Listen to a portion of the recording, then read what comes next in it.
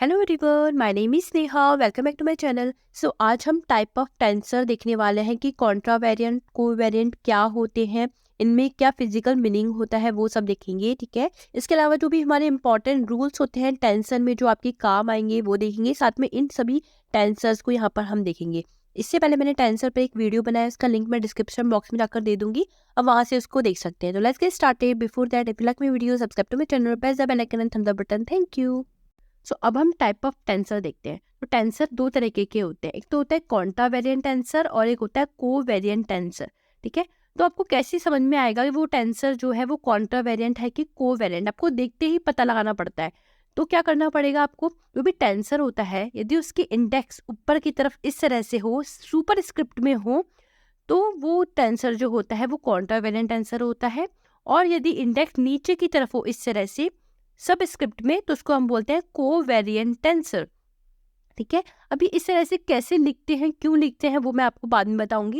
लेकिन आपको याद रखना है कि जो कंपोनेंट में जो इंडेक्स होती है यदि वो सुपर स्क्रिप्ट में है तो उसको बोलते हैं कॉन्ट्रावेरिएंट टेंसर, और यदि वो सब स्क्रिप्ट में है तो उसको बोलते हैं हम कोवेरिएंट टेंसर। ठीक है, अब ये अपोजिट क्यों होती है, क्योंकि यहाँ पर जो कॉन्ट्रावेरिएंट में जो कंपोनेंट होता है वो बेसिस के बिल्कुल अपोजिट मैनर में वर्क करता है, जबकि कोवेरिएंट है मतलब साथ साथ चलेगा, सेम मैनर में चलेगा। मतलब इसमें जो इंडेक्स का कंपोनेंट का जो इंडेक्स है और बेसिस का जो इंडेक्स है वो सेम मैनर में चेंज होता है।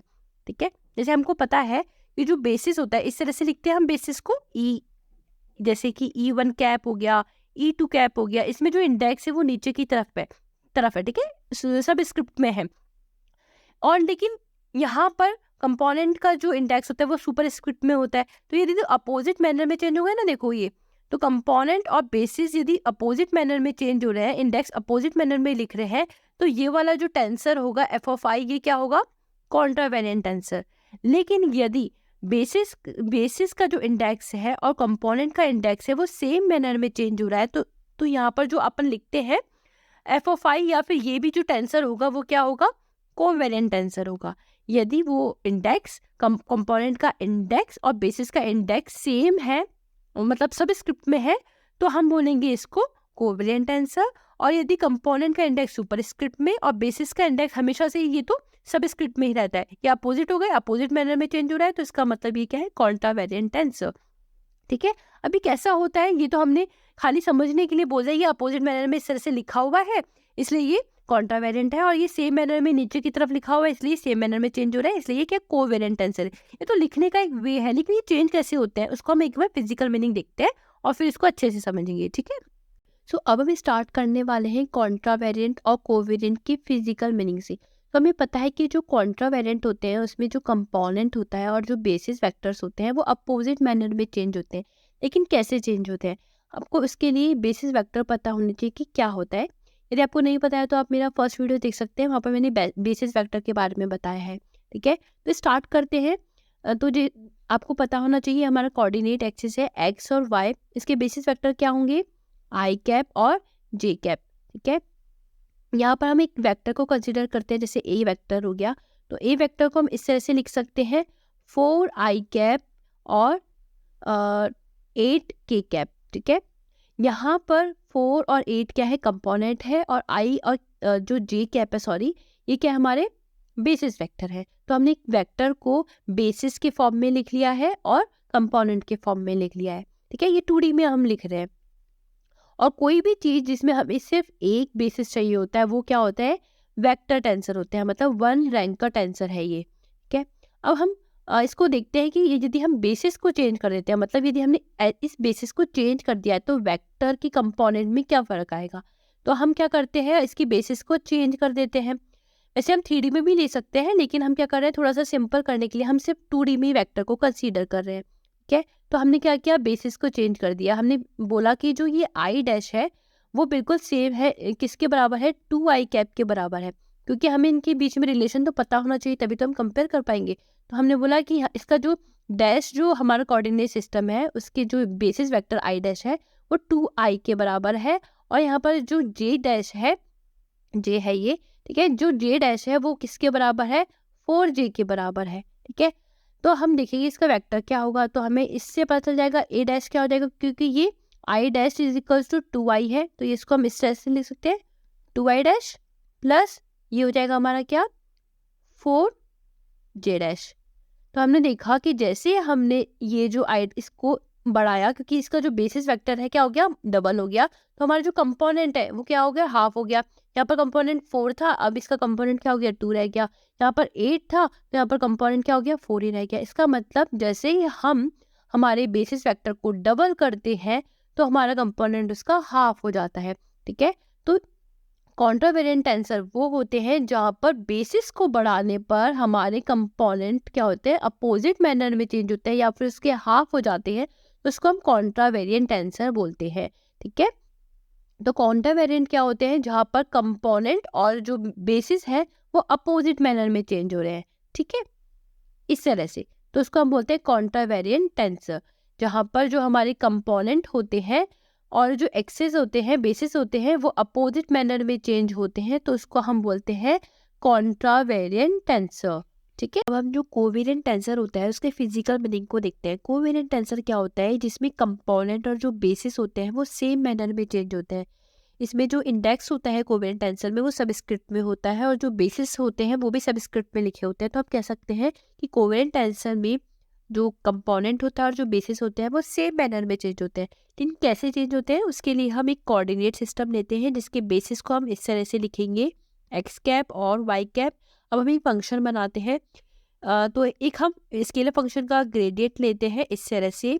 ठीक है, अब हम ये बोलेंगे कि यदि ये स्केलर फंक्शन का ग्रेडियंट बेसिस के चेंज करने पर उसी मैनर में चेंज हो रहा है तो हम बोलेंगे ये जो ग्रेडियंट है वो एक कोवेरिएंट टेंसर है। जैसे यदि हमने बेसिस को डबल कर दिया और तो ये ग्रेडियंट भी यदि डबल होता है तो हम बोलेंगे ये ग्रेडियंट एक कोवेरिएंट टेंसर होता है। इसके लिए क्या करेंगे, हम एक कोऑर्डिनेट सिस्टम लेते हैं, उसके बेसिस को क्या कर देते हैं डबल कर देते हैं। इस तरह से हमने डबल कर दिया। ठीक है, अब क्या होगा, हम इसको इस तरह से लिख सकते हैं। अब हम इसको इस यू कैप और वी कैप के फॉर्म में लिखेंगे, तो कैसे लिखेंगे, क्योंकि हमें पता है ये इस तरह से है, तो del U cap is equal to क्या होगा टू डेल एक्स कैप के फॉर्म में। तो यहाँ पर डेल एक्स क्या हो जाएगा डेल यू अपॉन 2। ठीक है, और ये हो जाएगा 2 एक्स कैप। ठीक है, plus del F upon del Y क्या हो जाएगा डेल वी बाई 2 और ये हो जाएगा 2 वाई कैप। तो ये हम ये बोल सकते हैं कि जैसे ही हमने बेसिस को डबल किया तो फंक्शन क्या हो गया, इस फंक्शन क्या हो गया फंक्शन भी डबल करना पड़ गया। ठीक है, ये हो गया U cap plus 2 del F upon del V equals to V cap. जैसे हमने बेसिस को डबल किया वैसे हमें फंक्शन भी क्या करना पड़ गया डबल करना पड़ गया। ठीक है, तो मतलब बेसिस और कंपोनेंट दोनों क्या हो गए एक दूसरे के सेम मैनर में हो गए। बेसिस के डबल करने पर भी कंपोनेंट डबल हो रहा है और कंपोनेंट की हाफ करने पर यदि बेसिस भी हाफ हो रहा है तो उसको हम बोलते हैं कोवेरिएंट टेंसर। ठीक है, तो आपको याद रखना है जो ग्रेडियंट होते हैं डिफरेंट डेरिवेटिव्स होते हैं वो कोवेरिएंट होते हैं, जबकि जितने भी हमारे वेक्टर्स होते हैं वो कॉन्ट्रावेरिएंट होते हैं। इसका मतलब जो वेक्टर्स के अंदर जो कंपोनेंट होते हैं वो यदि बेसिस की चेंज करने पर वो हाफ हो जाते हैं, जबकि जो ग्रेडियंट होते हैं डेरिवेटिव्स होते हैं वो क्या करते हैं बेसिस के डबल करने पर वो भी डबल हो जाते हैं। इसलिए वेक्टर्स आर द कॉन्ट्रावेरिएंट और जो ग्रेडियंट होते हैं ठीक है या फिर हमारे डेरिवेटिव्स होते हैं वो क्या होते हैं कोवेरिएंट होते हैं, वो बेसिस के साथ साथ चेंज होते हैं। ठीक है, अब हमें जो कॉन्ट्रावेरिएंट है और जो कोवेरिएंट है उसको रिप्रेजेंट कैसे करेंगे। देखो हमको पता है कि जो टू रैंक टेंसर होता है जिसमें हमें 2 बेसिस रिक्वायर्ड होती है उसको हम बोलते हैं टू रैंक टेंसर, और टू रैंक टेंसर को रिप्रेजेंट करते हैं हम मैट्रिक्स के फॉर्म में। क्यों, क्योंकि इसमें 3 स्क्वायर इक्वल्स टू 9 कंपोनेंट होते हैं और 3x3 के मैट्रिक्स के थ्रू हम हमारे टू रैंक टेंसर को रिप्रेजेंट कर सकते हैं इजीली। लेकिन जो हमारे कोवेरिएंट और कॉन्ट्रावेरिएंट जो हमारे टेंसर्स होते हैं वो एक 1 रैंक टेंसर है, क्योंकि उसके लिए हमें एक ही इंडेक्स रिक्वायर्ड होता है। जब भी हमें एक बेसिस या एक इंडेक्स रिक्वायर्ड होता है उसको हम 1 रैंक टेंसर बोलते हैं। तो जो हमारा कोवेरिएंट टेंसर होता है उसको हम रो की फॉर्म में रिप्रेजेंट करते हैं इस तरह से, और जो हमारा कॉन्ट्रावेरिएंट क्योंकि इसके ऊपर इंडेक्स होता है सुपर स्क्रिप्ट में तो उसको हम बोलते हैं कॉन्ट्रावेरिएंट, और उसको हम रिप्रेजेंट करते हैं किसके फॉर्म में कॉलम की फॉर्म में। तो आपको याद रखना है। ठीक है, अब हम कुछ इंपॉर्टेंट रूल्स देखते हैं टेंसर के। देखो ये रूल्स बहुत ज़्यादा इंपॉर्टेंट है। जब आप क्वेश्चन सॉल्व करोगे ना टेंसर के, तो ये रूल्स आपके काम आने वाले। एक तो क्वेश्चन सॉल्व करने में काम आएंगे, साथ में जो हम Kronecker delta, Levi Civita tensor, Christoffel symbol, ये जो पढ़ेंगे ना, इस रूल्स के थ्रू ही सॉल्व होंगे। तो आपको ये रूल्स पता होने चाहिए। तो एक बार हम इस रूल्स को देख लेते हैं। देखो रूल्स में भी आपको है ना 2 इंडेक्स समझने इंपॉर्टेंट है। फ्री इंडेक्स क्या होता है और डमी इंडेक्स क्या होता है। यदि आपको ये 2 चीज़ समझ में आ गई ना, तो आपको रूल समझ में आ जाएंगे, उसको समझना आसान हो जाएगा। ठीक है, तो देखो फ्री इंडेक्स क्या होता है। यदि कोई इंडेक्स सिर्फ एक बार आ रही है, ठीक है, किसी टर्म पर सिर्फ एक बार ही आ रही है, तो वो होती है फ्री इंडेक्स। यदि कोई इंडेक्स 2 बार आ रही है, एक टर्म पर या 2 टर्म पर 2 बार आ रही है, तो हम उसको डमी इंडेक्स बोलते हैं। जैसे आई अभी क्या है, फ्री इंडेक्स है। ठीक है, लेकिन यदि हम यहाँ पर 2 टर्म आ गई, ए और एक्स 2 टर्म है, उस पर जे इंडेक्स 2 बार आ रही है, एक तो यहाँ पर और एक यहाँ पर, तो आई हो गई हमारी फ्री इंडेक्स और जे यहाँ पर क्या हो गई, डम इंडेक्स। क्यों? क्योंकि डम इंडेक्स वो होती है जो रिपीट होती है ट्वाइस इन सिंगल टर्म, या फिर 2 टर्म पर यदि वो ट्वाइस रिपीट हो रही है, तो उसको हम फ्री इंडेक्स बोलते हैं। तो डम इंडेक्स क्या होती है, जो 2 बार रिपीट होती है, और फ्री इंडेक्स वो होती है जो सिर्फ एक बार रिपीट होती है। ठीक है, तो यहाँ पर हम देख सकते हैं आई क्या है, फ्री इंडेक्स, और यहाँ पर जे 2 बार रिपीट हो रहा है, तो वो क्या होगी, डमी इंडेक्स। यदि मान लो एक टर्म ही है ए और उस पर आई 2 बार आ रहा है, तो आई अब क्या हो जाएगा, एक डमी इंडेक्स बन जाएगा, क्योंकि ये ट्वाइस रिपीट हो रहा है। ठीक है, तो फ्री इंडेक्स जो एक बार रिपीट होती है या एक बार ही आती है, और डमी इंडेक्स वो होती है जो 2 बार आती है। ठीक है, तो इस तरह से आपको याद रखना है फ्री इंडेक्स और डमी इंडेक्स क्या होती है। ठीक है, तो इस डमी इंडेक्स का मतलब क्या होता है। तो रूल नंबर 2 बोलता है कि dummy index is summed in a given range.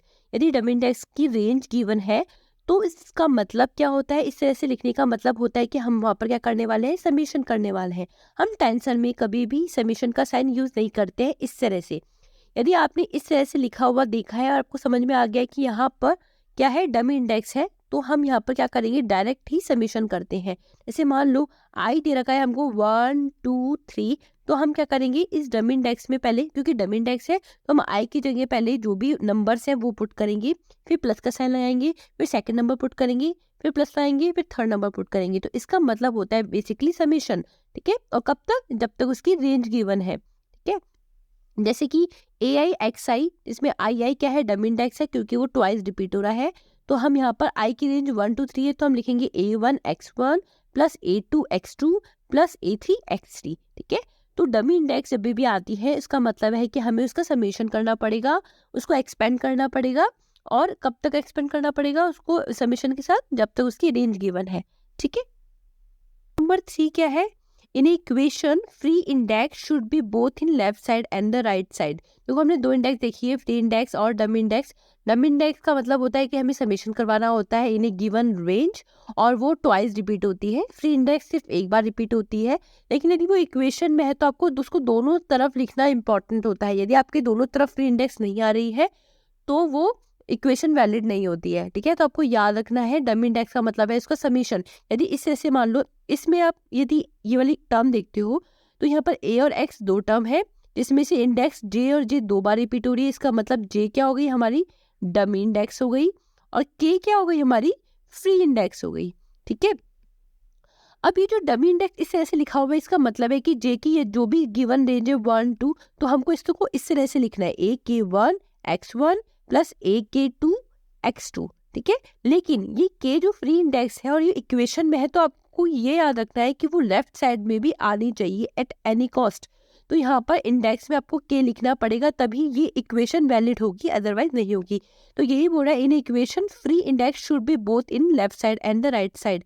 Dummy index का कुछ नहीं है, डमी इंडेक्स तो आपको लेफ्ट साइड में 2 बार रिपीट करनी है, दैट्स इट। तो जे 2 बार रिपीट हो गई, ठीक है, ये बिल्कुल सही है।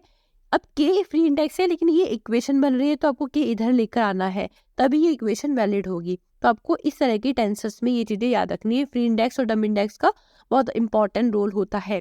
अब देखो ये चीजें नीचे की तरफ है, तो हम इसको बोलते हैं ये कोवेरिएंट है, और ऊपर की तरफ होती है ये इस तरह से, तो ये क्या हो जाती है, कॉन्ट्रावेरिएंट हो जाती है। ठीक है, तो हम इसको बाद में और अच्छे से देखेंगे। डम इंडेक्स और फ्री इंडेक्स को और देख लेते हैं। देखो डम इंडेक्स को इजीली रिप्लेस किया जाता है अदर इंडेक्स से, क्योंकि इन जो भी रेंज होगी, जैसे आई की रेंज है 1 2 3, तो हम आई को इजीली रिप्लेस कर सकते हैं 1 2 3 से, क्योंकि आई क्या है, एक डम इंडेक्स है।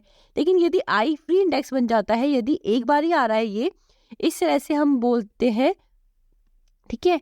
और तो ये जो आई है क्या होगा, हमारा फ्री इंडेक्स होगा और उसको रिप्लेस नहीं कर सकते, बल्कि यदि वो इक्वेशन में है तो आपको उसको सेटिस्फाई करवाना होता है लेफ्ट साइड भी और राइट साइड भी, ठीक है। डमी इंडेक्स सिर्फ ट्वाइस रिपीट होता है, जबकि फ्री इंडेक्स सिर्फ एक बार ही आता है, ठीक है। इसको डमी इंडेक्स का मतलब है कि उसको जितनी भी रेंज गिवन है वहाँ पर हमको क्या करना पड़ता है, सम करना पड़ता है। लेकिन फ्री इंडेक्स का सम से रिलेशन नहीं होता है। फ्री इंडेक्स है तो आपको इक्वेशन में सेटिस्फाई करवाना होता है, दैट्स इट, ठीक है। तो इस तरह से हमको यहाँ पर हम इंडेक्स और फ्री इंडेक्स का यूज़ करते हैं। इसके बाद हम यहाँ पर जितने भी सिंबल्स हैं उसको देखेंगे, तो ये हम नेक्स्ट वीडियो में कंप्लीट करेंगे। तो that is it from my side. If like my video, subscribe to my channel, press the bell icon, thumbs up button. Thank you.